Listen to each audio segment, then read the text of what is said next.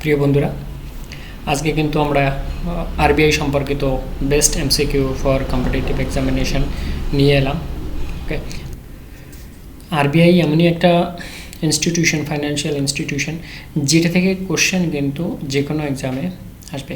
আর আজকে যে কোশ্চেনগুলো নিয়ে এসেছি সেগুলো কিন্তু মোস্ট কমন 100%। এর মধ্যে কিন্তু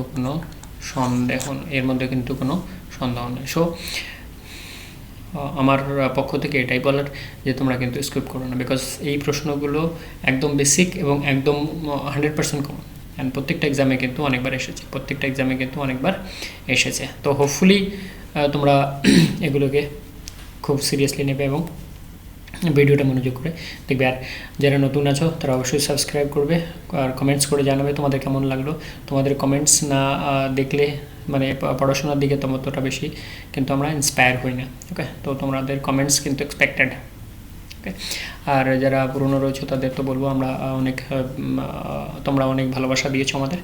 ওকে, আমরা কিন্তু অনেক বড় হয়ে গেছি ফ্যামিলিগতভাবে। Okay, so thanks for your support and cooperation. And I think আমাদের এই মোটিভেশনাল যে পার্টটা, সেই পার্টটাই বোধহয় তোমাদের বেশি ইন্সপায়ার করে। ওকে, মোটিভেশনটা কীরকম? ফুয়েল আর পেট্রোলের মতো, এগুলো কিন্তু না থাকলে জীবনে কিন্তু পথ চলা বড় মুশকিল। কেননা আমরা এগুলোর মাধ্যমেই আমরা আমাদের পথ চলাকে খুঁজে পাই। ওকে, যে আমাকে ওটা করতে হবে, that is my dream destination, that is my dream service, is, IPS, DSP, BDO ইত্যাদি ইত্যাদি। আর আমি তোমাদের এই কথা বলবো যে আমার যে 4টে ভিডিও রয়েছে, 5টা ভিডিও রয়েছে এপিজে আব্দুল কালাম স্যারের ব্যাপারে। ওকে,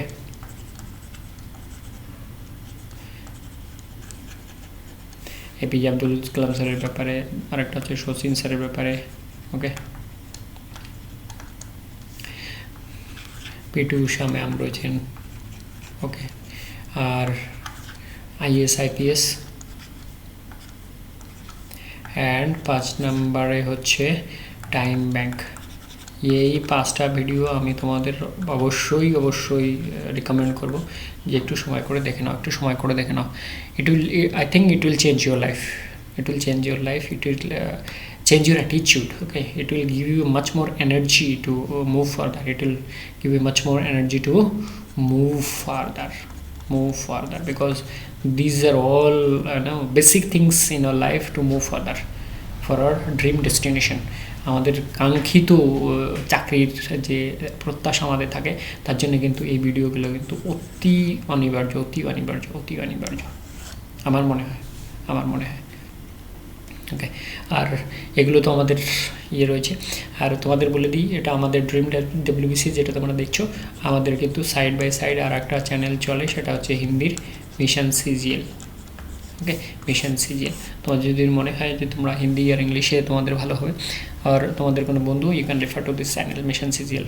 আর এই অল্টারনেট চ্যানেলে কিন্তু একে অপরের কী থাকে, লিঙ্কটা থাকে, মানে সেম ভিডিওর আর কি, সেম ভিডিওর লিঙ্ক প্রথমে ডিসক্রিপশন বক্সের প্রথমেই থাকবে, follower Bangla channel, follower Hindi channel. Okay, so তোমাকে কিন্তু ওই পার্টিকুলার ভিডিওর ব্যাপারে অন্য কোথাও দৌড়ানোর দরকার নেই, ওখানেই ক্লিক করলে তোমাদের সেম ভিডিও খুলে যাবে। ওকে, সেম ভিডিও খুলে যাবে। তো hopefully you got the point that we are running side by side two channels, dream destination, dream WBCS and mission CGL. So it's very much is going to be helpful for your preparation for competitive examinations and other exams also. আর RBI তো financial institution, টাকা তো প্রত্যেক জায়গায় লাগে। So প্রত্যেকটা এক্সামে কিন্তু এই বেসিক কোশ্চেনগুলো কিন্তু expected, 100% expected.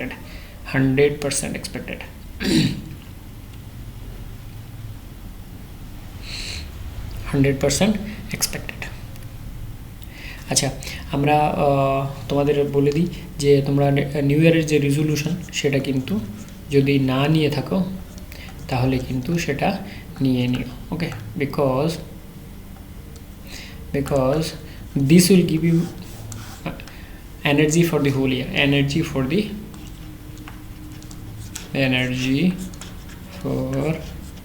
The whole year.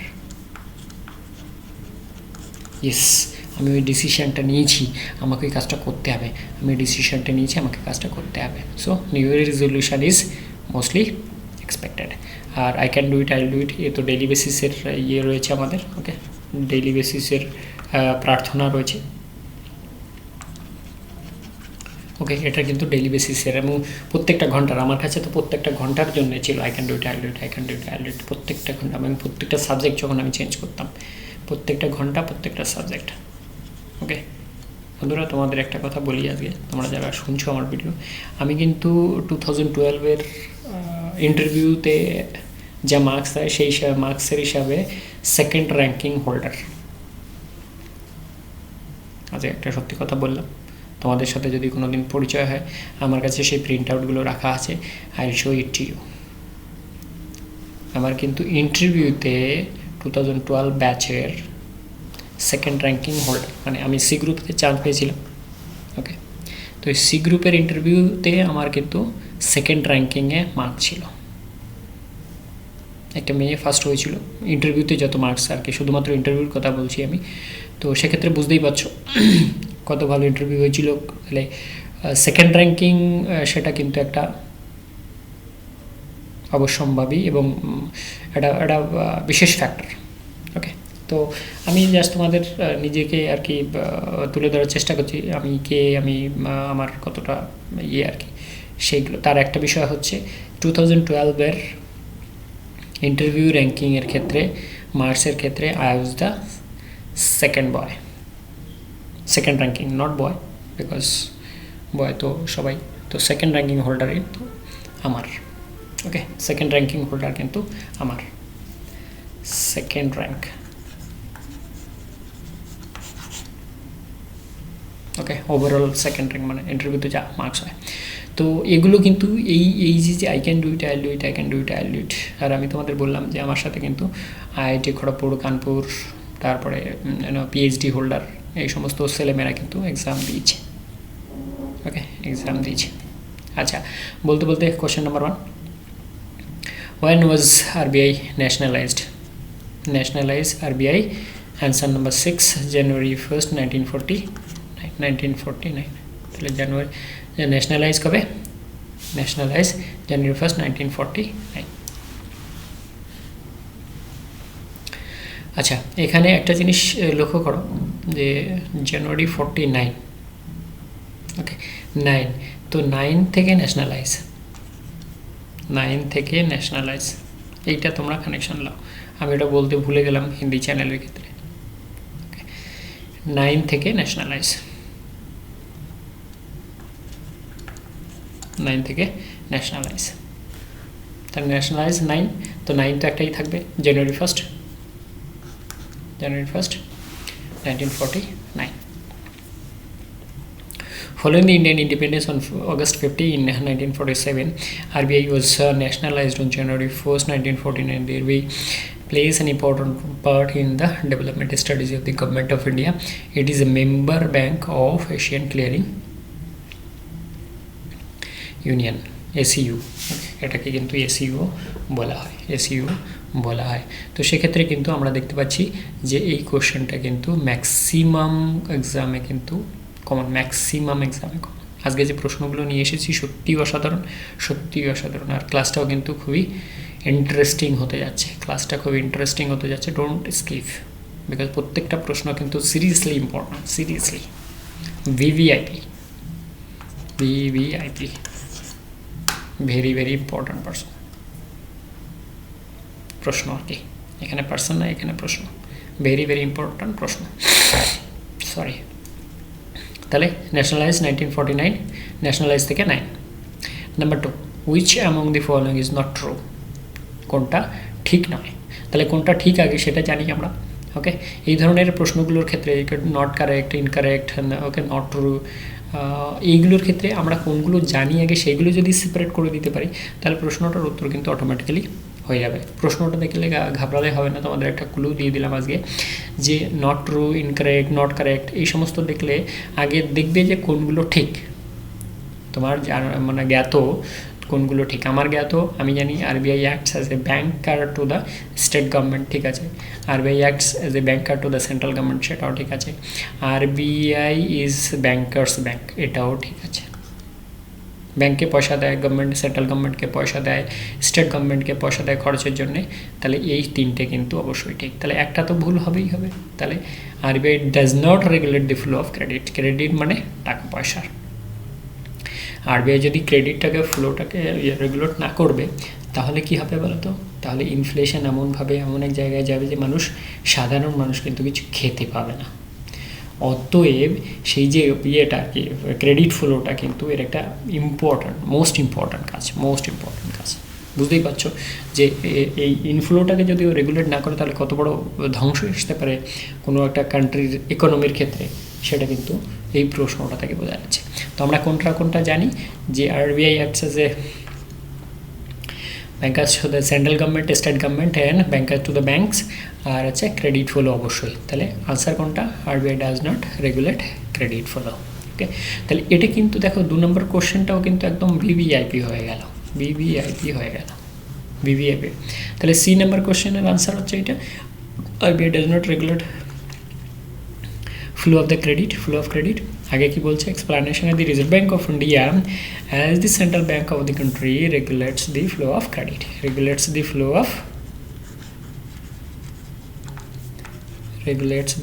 of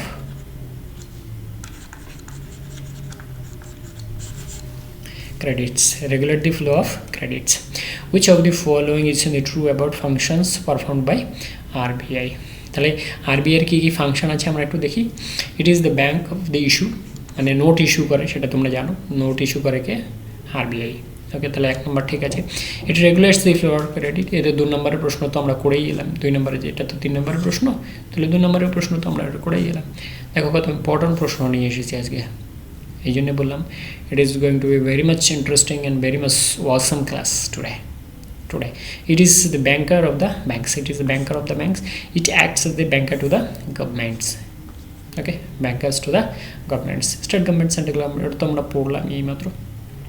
তাহলে কি হলো? which of the following true about, তার মানে সবগুলোই আমার ঠিক। একটা ইস্যু নোট ইস্যু করা ঠিক আছে, এটা রেগুলেট তো 2 নম্বরে পড়লাম, ব্যাংকার 2 নম্বরে পড়লাম, আবার একটা যে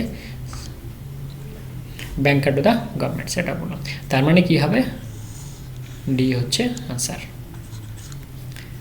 অল অফ দি অ্যাবভ। তাহলে আনসারের এক্সপ্লানেশনে কি বলা হচ্ছে? The reserve bank of India is the central bank of the country. 2 নম্বরে কি বলছে? It functions as the sole bank with the right of issuing paper notes. তো পেপার নোটিস ইস্যু করে সেটা তোমরা মোটামুটি জানো, যে আমরা যে ওই যে নোটের উপরে দেখো, আমরা যে নোটটা দেখি তাতে কিন্তু রিজার্ভ ব্যাঙ্ক অফ ইন্ডিয়া লেখা থাকে, তার মানে রেগুলেট কি করছে? তার মানে রেগুলেট করছে রিজার্ভ ব্যাঙ্ক অফ ইন্ডিয়া, তার মানে রেগুলেট করছে রিজার্ভ ব্যাঙ্ক অফ ইন্ডিয়া। বুঝে গেল ব্যাপারটা? Very good. তাহলে তুমি পড়ো না পড়ো সেটা কিন্তু ইয়ে করবে না, রিজার্ভ ব্যাঙ্ক অফ ইন্ডিয়া লেখা থাকে, তার মানে issued paper notes. Acts as banker to the government, সেটাও ঠিক আছে। Okay, it is the banker to the other bank and it regulates the flow of credits. তাহলে সবগুলো জিনিস কিন্তু আমরা জেনে ফেললাম। আমার কিন্তু আরবিআই এর ক্ষেত্রে আমি কিন্তু খুব তোমাদের স্পেশাল দিতে পারবো, যে প্রশ্নগুলো অবশ্যই আসে, এবং প্রশ্নগুলোকে তোমাদের একদম ঠোঁটস্থ করিয়ে দেওয়ার ব্যবস্থা করছি। ওকে, তাহলে কী কাজ করে? সবগুলো কাজ করে। এটা issue the bank of issue, regulates credit flow, bankers of the bankers and bankers to the government. 4টেই আনসার। আচ্ছা, reserve bank of India was established, এটা একটা most common question.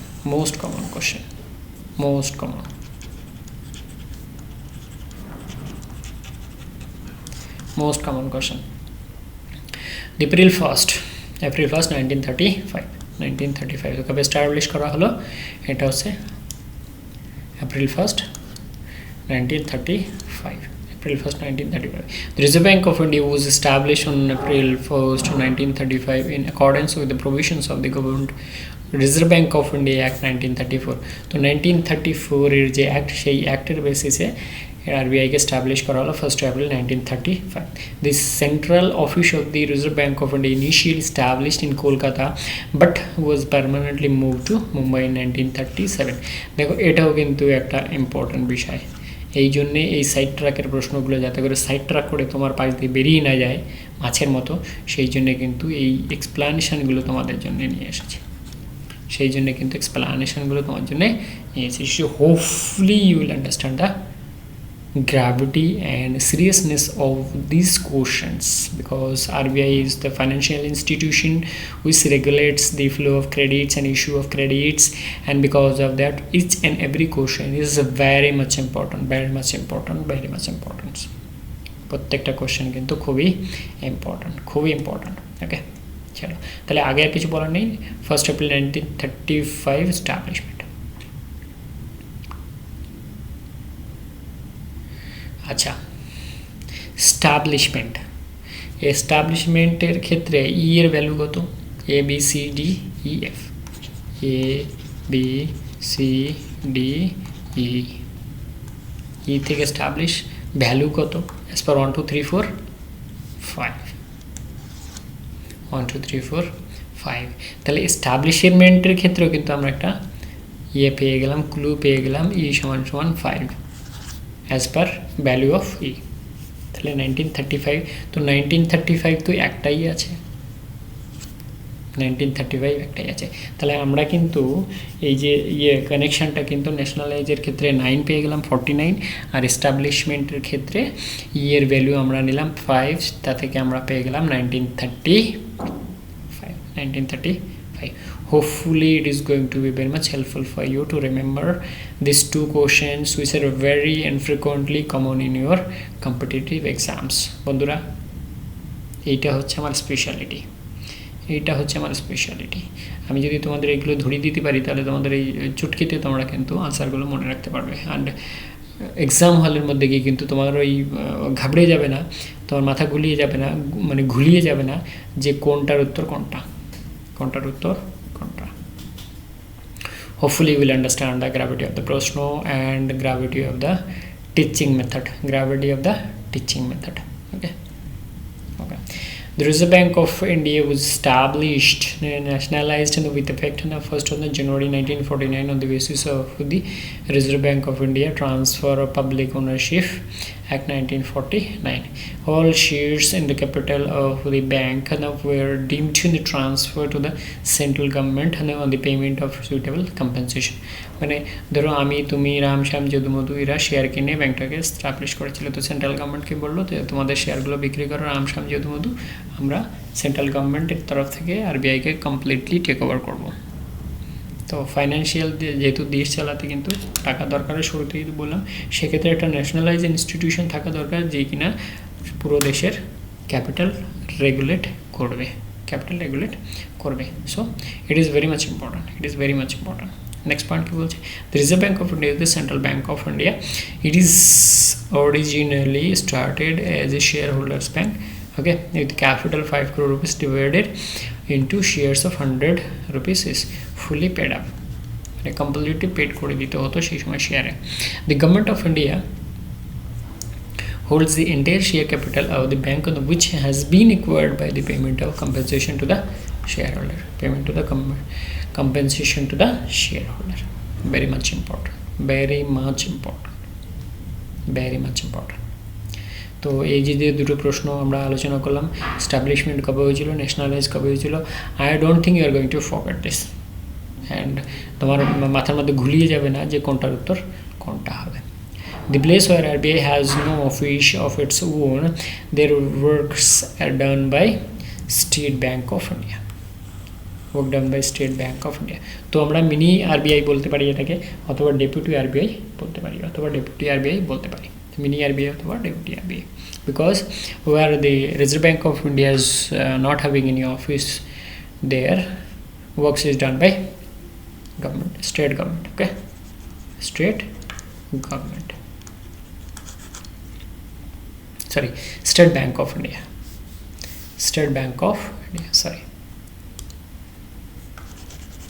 State Bank of India.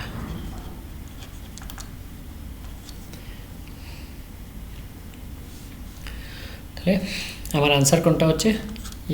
The State Bank of India works as RBI agent at a place where there is no office of its own. Who is the present governor of RBI? Present governor of RBI তোমরা জানো, শশীকান্ত দাস। তাহলে present governor of RBI Shashikanta Das. Shashikanta Das. আচ্ছা, point number 1 কি বলছে? Shashikanta Das is a retired 1980 batch Indian administrative IAS officer of Tamil Nadu cadre, currently serving as the 25th governor of the Reserve Bank of India. He was earlier a member of 15th Finance Commission and India's Sherpa to the G20. Shashikant Dash has held several positions in the state and the central governments in the areas of finance, structure and industries and infrastructure. As the Economic Affairs Secretary from 2015 to 2017, Dash worked closely with the RBI and spearheaded demonetization of high value currency notes. তো বুঝতেই পারছো আজকের দিনে কেন উনি আরবিআইয়ের governor. আজকের দিনে বুঝতে পারছো এই লাস্টের যে বাক্যটা আর কি, সেই বাক্য থেকে বুঝতে পারছি যে why he was governor of RBI right now, governor of RBI right now. Okay, so hopefully with this 6 question, very interesting and very important questions, you got the point that what I can serve for you, especially establishment and nationalization. এই দুটো তো তুমি ভুলছো না, বাকিগুলো তো normal কাজ। বাকি রইলো নতুন যারা আছো তারা অবশ্যই সাবস্ক্রাইব করে কমেন্টস করে জানিও how you feel about the session of this RBI questions, very important questions in RBI section and economic papers. আর বাকি রইল তোমাদের রিসলিউশনের ব্যাপারে। আর যেটা বললাম আমার সেই 5টা ভিডিও, ওর ব্যাপারে আর কিছু বলছি না। আর ডেইলি বেসিসের যে কারেন্ট মন্ত্র, সেটা কিন্তু তোমাদের সাথে অবশ্যই থাকা উচিত, বিকজ এই মন্ত্রটার জন্য আজকে কিন্তু আমি এখানে অনেক বড় একটা জায়গায়, because I started believing myself that I can do it and I do ইট। কোনো কিছুতে আর অ্যাকচুয়ালি একটা প্রমিসও করেছিলাম জীবনে যে একটা জায়গায় যাব, তারপর দম নেব। And I have proved that with these 2 sentences, nothing else. Only these 2 sentences which helped me to top up to this. Okay, বাকি সাবস্ক্রাইব, লাইক অ্যান্ড শেয়ার এ তোমাদের জন্য রইল। ওকে, আর আমরা অনেক তোমাদের ভালোবাসা প্যার মহব্বতের সাথে সাথে কিন্তু আমরা অনেক বড় হয়ে গেছি। ওকে, তো চলো আজকে এই পর্যন্তই। Thank you very much, thanks for joining us. Vande Mataram, জয় হিন্দ, জয় ভারত, থ্যাংক ইউ।